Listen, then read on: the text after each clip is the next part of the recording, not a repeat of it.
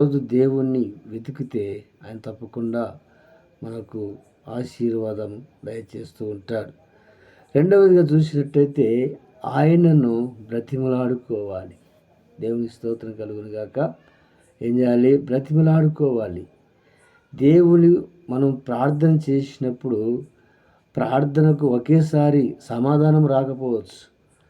మనం చేసినటువంటి ప్రార్థనకు ఆలస్యంగానైనా సమాధానం వస్తుంది. వచ్చేంత వరకు మనము దేవుని యొద్ద వెతకాలి.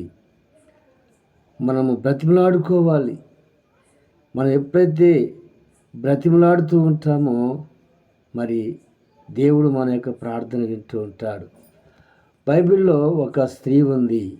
ఒక విధవరాలైనటువంటి స్త్రీ అన్యాయస్తున్నటువంటి వ్యక్తి దగ్గరికి వెళ్ళి విసుకగా ప్రార్థన చేస్తూ విసుకగా ఆయన దగ్గరికి వెళ్ళి నాకు న్యాయం జరిగించండి, నాకు న్యాయం జరిగించమని ఎంతగా మరి తిరిగిందో. రోజుకు 2 సార్లు 3 సార్లు అతని చుట్టూ తిరిగి తిరిగి తిరిగి